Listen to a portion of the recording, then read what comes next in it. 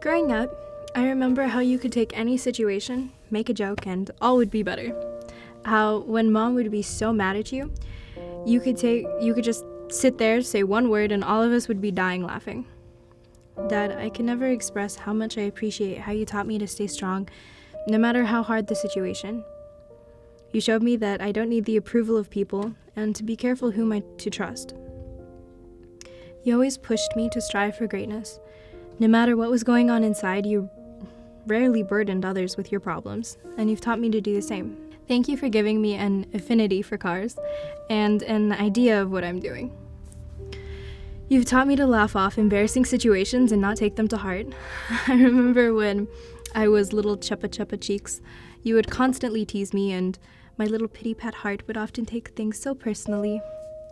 But as I grew up, you taught me to be able to laugh at my imperfections and not dwell on them.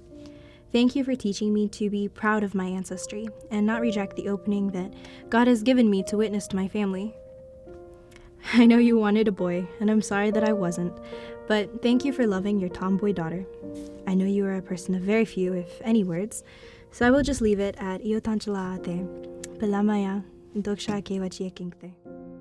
Dearest Jamie, Isabeau Faye Booth Jennings, and any other names you may have picked up along your quest to adulthood.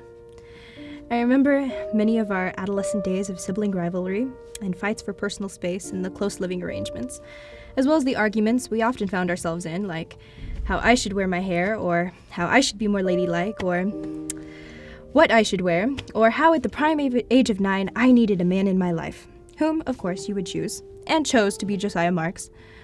However, even though we've had our moments, I would never ask for anyone to take your place.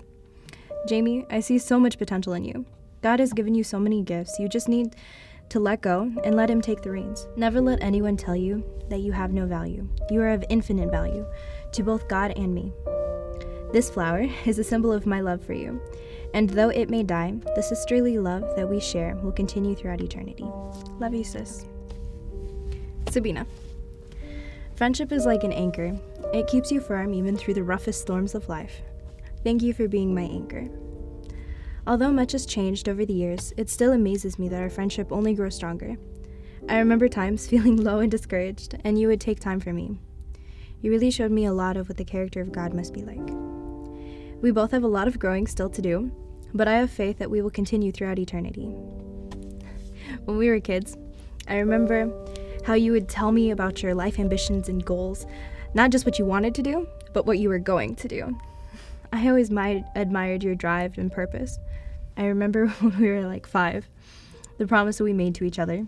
Friends are we, friends to be, always for eternity. I can't wait to spend eternity as friends, no longer in a sin-polluted world. I love you, dudes. Morgan, about 2 years ago, I sat where you do now, and I watched my beloved sibling enter through the hypothetical thresholds of adulthood, a time where childhood is no more than cherished memories. I remember many of our adventurous voyages to fend off boredom, as well as the life and death issues our family often fought over. For those who don't know my family, that would be who would get to choose the Any O'Clock entertainment or who won the spitball rubber band war. Many of these I can store in my sacred jar of memories, and not so seldom, take them out when I need to smile. Morgan, I can't fully express how proud I am of you. The way to truly find yourself is to lose yourself in service to others. It takes most people their whole lives to learn this lesson. But then again, you've always been a rapid learner. Just remember that the further a society drifts from the truth, the more it will hate those that speak it. In this life, there will always be discouragement, but it's better to walk alone than in a crowd going the wrong way. Thank you for being hands down the best brother in the world of brothers.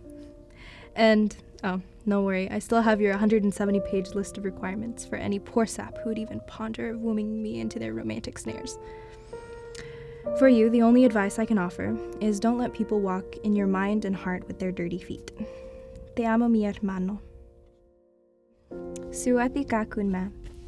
So, this is the time where I tell you that you are a perfect parent, and that you never made mistakes, and you always knew the right thing to say, and that because of all those things, that is why I love you. But I have to go against formality and speak from my heart to tell you that yes, you did make mistakes. You were not always the perfect, ideal parent, and you didn't always know the right thing to say. But I love you more because of the seemingly imperfections.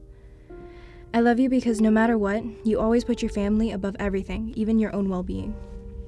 I remember times you stayed up till 4 a.m. to try to untangle the mat of hair, blood, sweat, mud, and who knows what else a 9-year-old could manage to get into, only to wake up at 5:30 and go to your 3 jobs. I remember all the times you would come home exhausted, yet still try to make a nice evening for us. I love you because of your love and passion for helping others. I remember times we would be down to our last $10, and if someone on the side of the road was hungry and needed food, you would use it to help them. Or if you found a new miracle cure for all that ails you, you'd be sure to let everyone know in in-depth detail. I love you because you put up with my awkward tomboyish self, even though you wanted a little girl that you could dress up in bright pink and yellow dresses and 2 braids. Mom, I love you because no matter how bad the situation, you would always make it an adventure. I love you because you don't give up on people. I love you because you didn't give up on our family. I love you because you never gave up on me. To try to return all the things you have given me for my character, in monetary value, it is priceless. The only thing I can return is my love for you. No, I'm not the ideal, perfect daughter. I make so many mistakes, and I close to never know the right things to say. Thank you for loving me even through my imperfections. Tishan Rakun Kumra.